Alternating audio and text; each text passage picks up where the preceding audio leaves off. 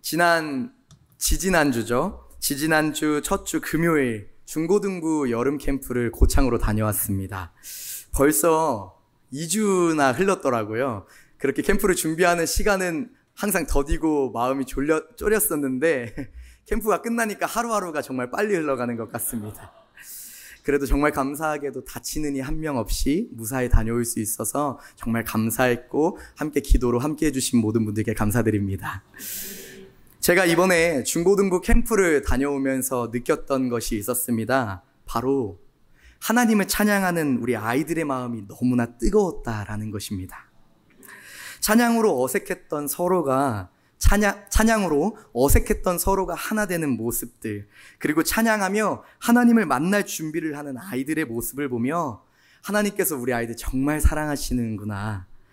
요즘 많은 교회들이 청소년부가 죽어가고 있다는데 우리 교회 청소년부는 아직 희망이 있구나. 아직 이 교회에 주님의 자녀들이 살아있구나. 라는 그 믿음이, 그 마음의 고백이 들었던 그런 캠프였던 것 같습니다. 그래서 캠프하는 내내, 그 2박 3일 내내 프로그램들과 시간에 쪼이면서도 제 마음이 계속해서 아이들을 보면서 울컥했던 것 같습니다.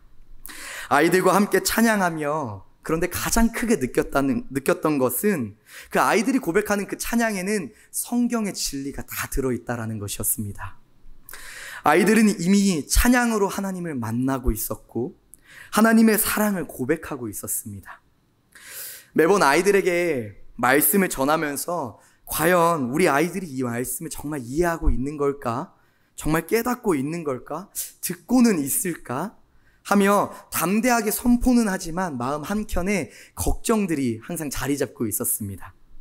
그러나 이번 캠프를 통해 그렇게 목청껏 찬양하는 아이들의 모습을 보면서 때론 눈물을 흘리며 하나님의 사랑을 고백하는 아이들의 모습을 보면서 내 걱정은 그냥 쓸데없는 걱정이었구나. 이미 하나님은 아이들을 만나고 계셨구나. 아이들은 이 찬양을 통해서 자신만의 하나님을 이미 경험하고 있구나 라는 것을 깨닫게 되었습니다. 갑자기 여름 캠프 다음 예배 간증 시간인 것 같은데요. 그만큼 아이들의 고백하는 그 모습을 조금이나마 전하고 싶었습니다. 아이들은 이미 그렇게 찬양으로 하나님의 사랑을, 그리고 예수님의 손길을 경험하고 있었습니다. 아이들이 그렇게 뜨겁게 고백했던 찬양 중에요, 한 가지 함께 나누고 싶었던 찬양이 있었는데 나는 주의 친구라는 찬양이었습니다. 이 찬양의 가사를 보면 우리 함께 한 목소리로 함께 읽어볼까요? 시작! 주님 어찌 날 생각하시는지 들으시는지 내 기도, 주님 진실로 날 사랑하시네, 날 사랑하네, 놀라워라. 나는 주의 친구, 나는 주의 친구, 주님 날 친구로 부르셨네. 아멘. 이 찬양의 고백처럼 주님께서 우리의 생각과 작은 마음의 소리까지 들으시고 우리에게 가장 좋은 방법으로 응답해 주시는 분이실 줄 믿습니다. 우리 아이들이 이 찬양을요, 얼마나 뜨겁게 찬양하는지, 그리고 얼마나 서로 부둥켜 안고 어깨동무를 하며 찬양하는지, 그 찬양을 고백하는 우리 아이들이 정말로 찬양의 고백처럼 주님께서 나의 친구 되신다고, 나와 함께 하시는 분이라고 고백하는 우리 아이들이 되기를 소망합니다. 그리고 이 자리에 모인 저와 여러분 모두가 우리 주님께서 그런 분이심을, 나의 친구 되시는 분이심을 가장 먼저 고백하는 그리스도인들이 되기를 소망합니다. 그런데 오늘 이 찬양의 고백처럼 나를 누구보다도 잘 아시고 내 기도를 들으시는 분, 나의 친구 되시는 분이라는 것을 누구보다도 먼저 경험했던 사람이 오늘 본문 속에 등장합니다. 우리 같이 본문 32절의 말씀을 함께 읽어보도록 하겠습니다. 사람들이 귀먹고 말 더듬는 자를 데리고 예수께 나와 안수하여 주시기를 간구하거늘. 아멘. 어느 날요, 사람들이 예수님께 어떤 한 사람을 데리고 나옵니다. 그리고 예수님께 간구하죠. 간청드립니다. 이 사람을 고쳐달라고 말이죠.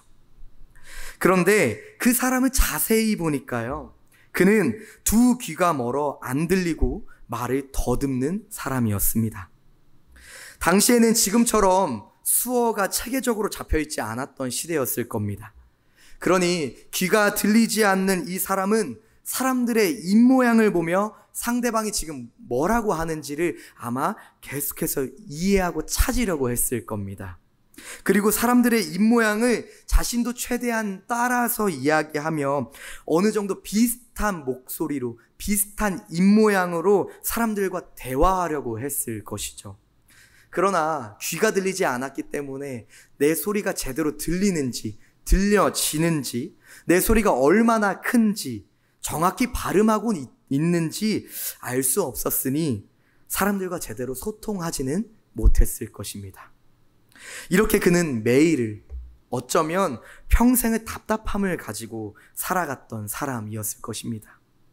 그런데 어느 날 사람들의 이끌림으로 오늘 그 사람이 예수님을 만나게 됩니다.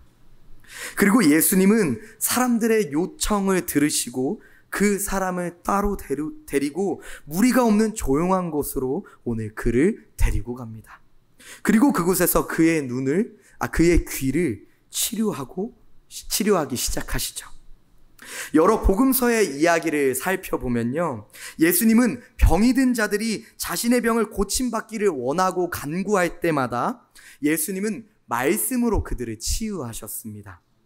심지어 죽은 야이로의 딸을 다시 살릴 때에도 예수님은 단지 그 딸의 손을 잡고 소녀야 일어나라 라고 이야기하시며 말씀으로 기적을 일으키셨죠. 그리고 지붕을 뚫고 예수님 앞에 나온 예수님을 만나러 온 중풍병자를 고치실 때에도 예수님은 말씀 한마디로 그를 고치셨습니다. 바로 일어나서 너의 침낭을 가지고 집으로 가라 하는 말씀이었죠. 그런데요, 오늘 본문 속에 등장하는 이 귀가 들리지 않는 이 사람을 고치시는 예수님의 치료법은 뭔가 조금은 다르고 독특했습니다. 우리 같이 한번 33절의 말씀을 함께 읽어보도록 하겠습니다. 예수께서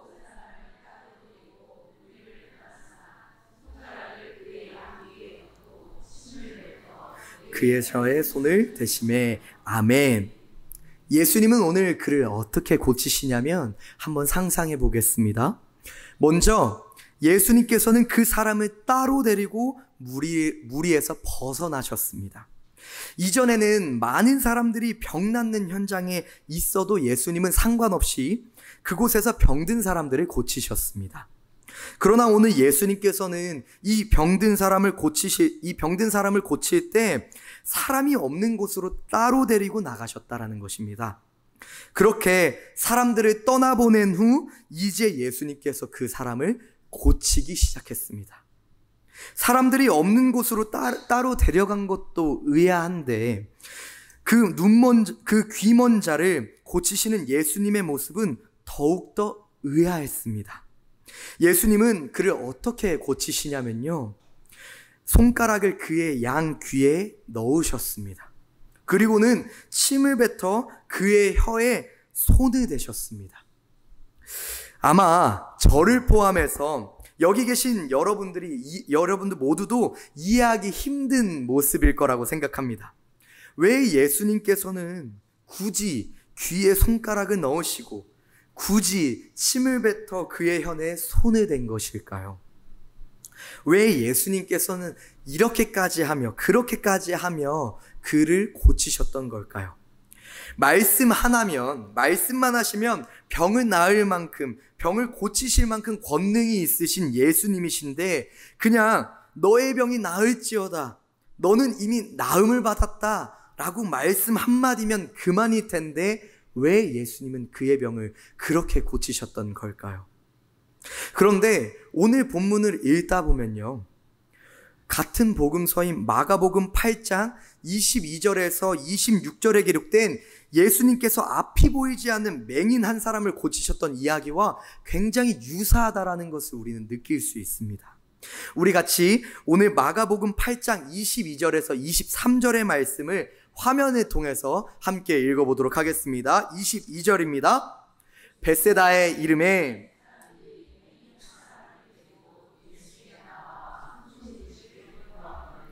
예수께서 맹인의 손을 붙잡으시고 마을 밖으로 데리고 나가사 눈에 침을 뱉으시며 그에게 안수하시고 무엇이 보이느냐 물으시니 아멘. 마가복음 8장의 이야기를 한번 자세히 살펴보면요, 맹인의 눈을 고치신 예수님의 모습과 오늘 본문에 귀가 먼 사람을 고치신 예수님의 모습이 매우 비슷하다라는 것을 우리는 알 수 있습니다.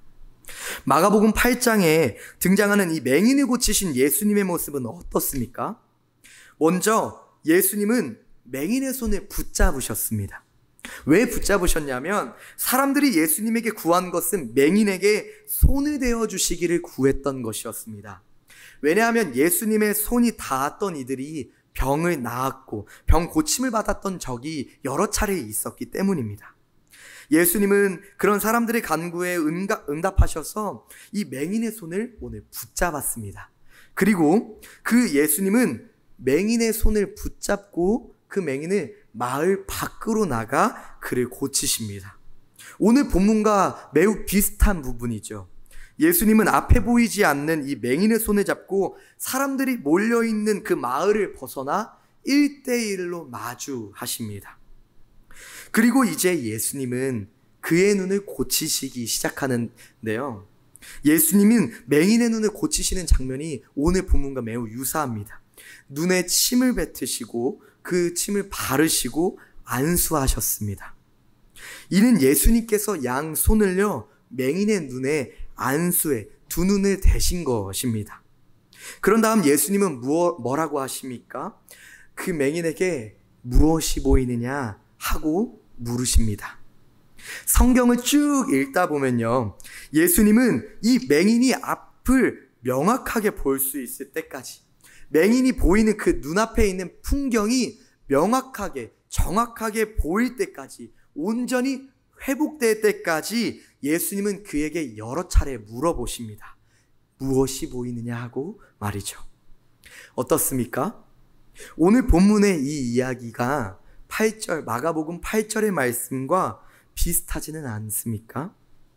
그렇다면 도대체 눈먼 사람을 고치셨던 예수님, 그리고 귀먹은 자를 고치신 이 예수님은 왜 이렇게 번거로운 과정을 통해 이들을 고치셨던 걸까요?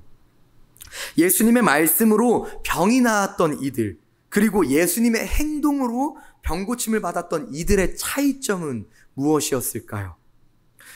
계속해서 고민하던 그 끝에 무릎을 탁 치며 그렇구나 하는 한 가지 깨달음을 얻었습니다.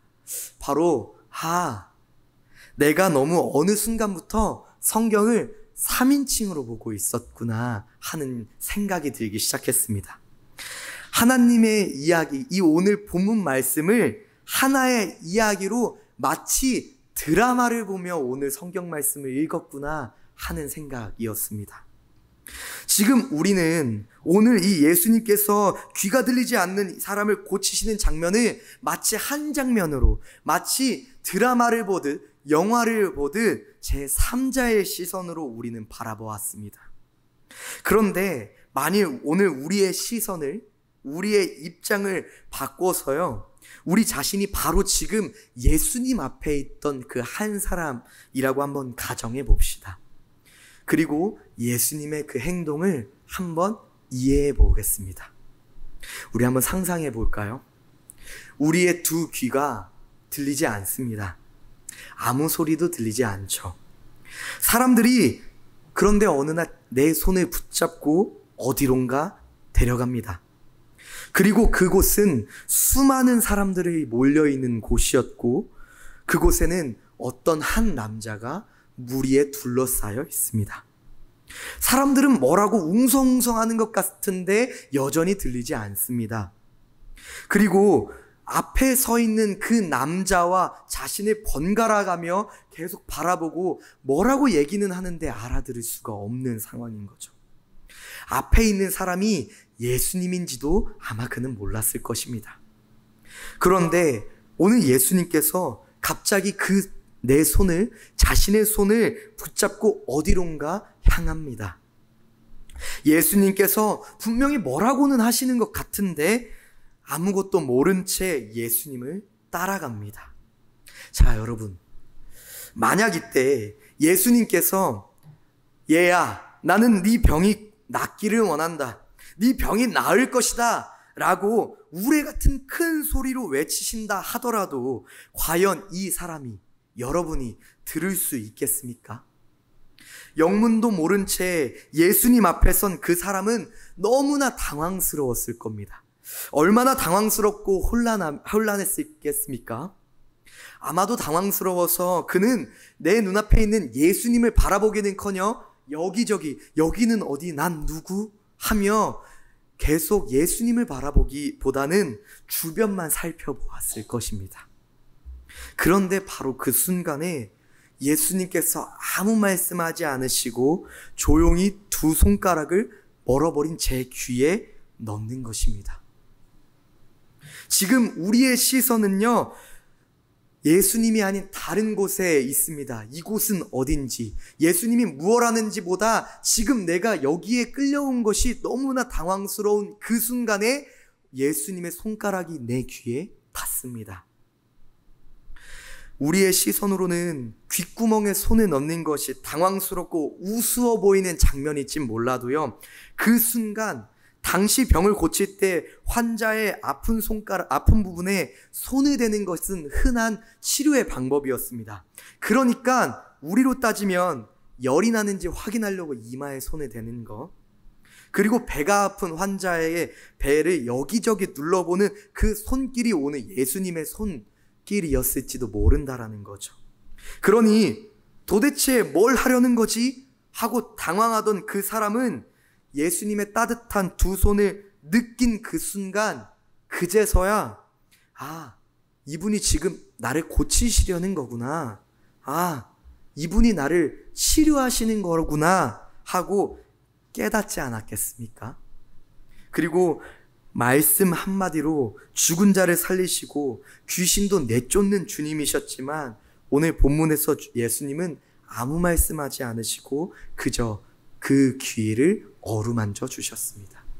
그 손길로 이 귀 먹은 사람은, 오늘 아무것도 들리지 않는 이 사람은 그제서야 예수님을 바라보기 시작한 것이죠.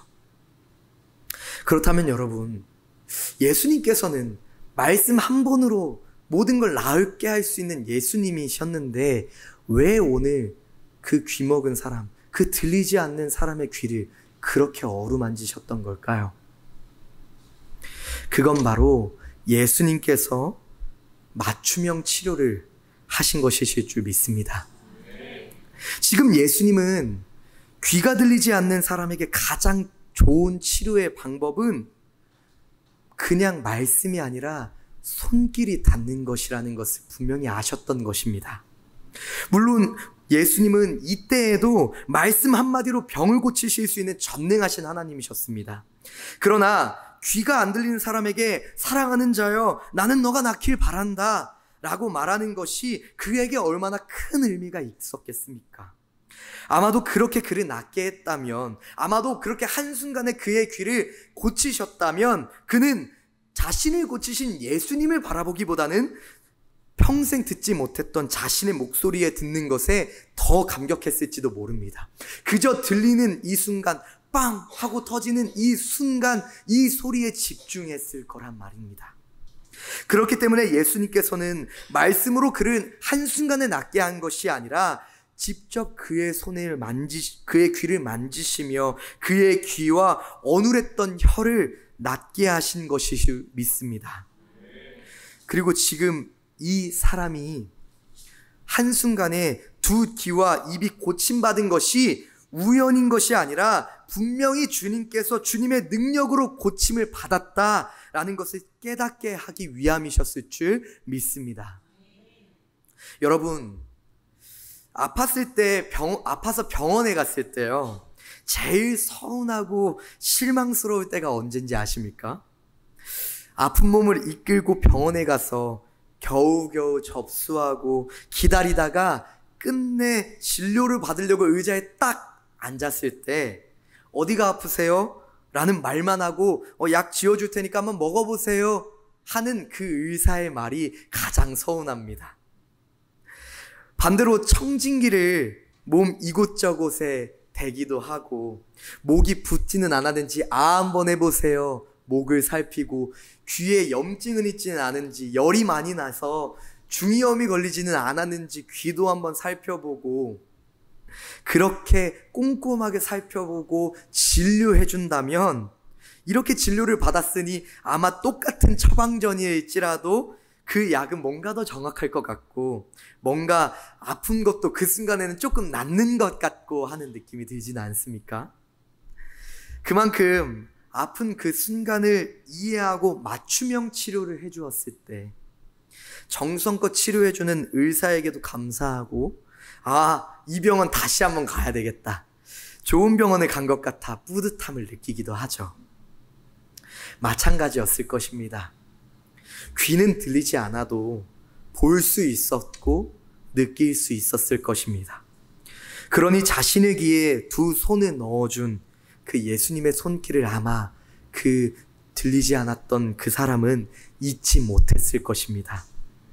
그리고 다른 사람은 우연일 뿐이라고 생각했던 그 순간에도, 그 순간일지라도 이 사람만큼은 아니다, 분명 예수님께서 나를 고쳐주신 것이다, 그날 예수님께서 내 귀와 혀를 붙잡으셨다, 그러더니 내 두 귀가 다시 열리고 어눌했던 내 말이 또렷하게 들렸다 하고 자신 있게 고백할 수 있었을 것입니다.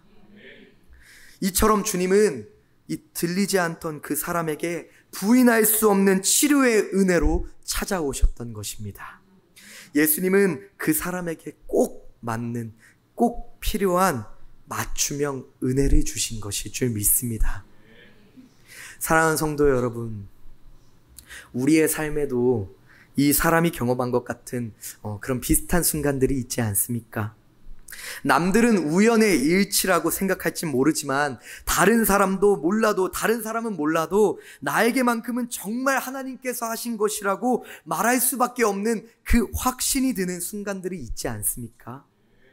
그것이 바로 나를 향한 주님의 맞춤형 은혜일 줄 믿습니다.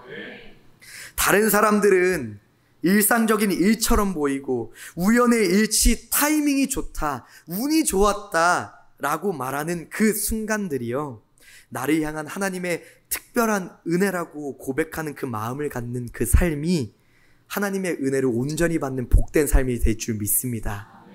오늘 이 시간 우리에게 주어지는 그 은혜가, 그 시간들이 그냥 우연의 일치, 운이 좋아서가 아니라 모든 것이 하나님의 은혜였을 줄 믿습니다. 그렇게 고백하는 저와 여러분이 되길 소망합니다. 또한 사랑하는 성도 여러분, 그 귀 들리지 않았던 그 사람을 찾아갔던 예수님께서 동일하게 오늘 우리를 찾아와 주실 줄도 믿습니다. 앞서 고백했던 주님 어찌 날 생각하는지, 들으시는지 내 기도를, 이 찬양의 고백처럼 나의 생각과 작은 마음의 소리도 들으시는 우리 주님께서 우리에게 가장 좋은 방법으로 함께 해주시고 응답해 주실 줄 믿습니다. 이후 34절 말씀을 함께 마무리하며 함께 읽기 소망합니다. 주님께서 더욱더 그 말씀을 통해 우리를 향한 그 사랑이 느껴질 줄 믿습니다. 우리 34절 말씀 함께 읽어보도록 하겠습니다.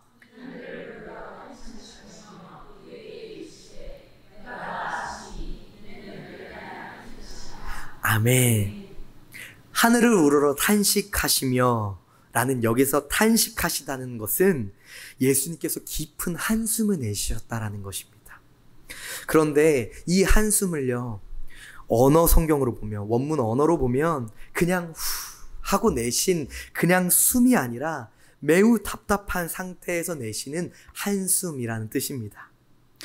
그렇다면 예수님께서는 왜 이런 깊은 한숨을 내쉬셨던 것입니까? 바로 평생을 듣지 못하고 어떻게든 어눌한 목소리로라도 내며 사람들과 함께 살아가고 싶었던 그 사람을 안타까워하셨던 하나님의 한숨이실 줄 믿습니다. 어려움과 불편함 속에서 힘겹게 살아가고 있는 그 한 영혼을 보며 예수님의 마음에 눈물이 차올랐던 것일 줄 믿습니다. 그렇기에 그 예수님의 탄식, 그 깊은 한숨은 영혼을 향한 가슴 깊은 사랑에서 우러나오는 깊은 탄식이었던 것이 좀 있습니다. 그리고 그런 마음으로 하늘을 우러러 하나님께 기도했던 그 예수님, 그 예수님의 외침은 무엇이었습니까? 바로 에바다, 열려라 하는 기도였습니다. 그 사람을 향하여, 아픈 사람을 향하여, 닫혀있던 귀와 닫혀있던 그 혀를 향하여 닫힌 귀야 열려라, 혀에 맺힌 것이 풀려라 하는 간절한 기도였던 것입니다. 그러자 그 예수님의 그 마음이 정말 닫혀있던 귀가 에바다 열렸습니다. 닫혀있던 혀의 그 맺힘이 에바다 풀렸습니다. 조금 전까지만 해도 말이 어눌하고 발음이 새던 그 사람이 이제는 똑바로 정확하게 말하고 있는 것입니다. 그런데 여러분 35절 말씀을 보면요, 말이 분명하였더라 라고 기록되어 있습니다. 그 말을 다시 한번 보면 이 사람이 계속해서 말을 하고 있었다라는 것입니다. 본인도 너무나 신기했던 것입니다. 난생 처음 소리라는 것을, 그리고 그것도 자기의 목소리를 듣고 있으니 얼마나 신기하고 놀랐겠습니까? 이게 내 목소리구나. 들린다는 것이 이런 거구나. 말할 수 없는 감격으로 무슨 말이든 목소리를 내어주신 그 주님께 감사하며 계속해서 말했던 것입니다. 사랑하는 성도 여러분, 예수님의 에바다, 그 열려라 라는 외침과 기도는 그의 귀와 혀뿐만 아니라 그의 아픔과 답답했던 그의 마음도 열리게 한 것일 줄 믿습니다. 예수님은 이 사람을 고치시기 위해 오늘 그를 집중하고자 많은 무리에서 떠나셨습니다.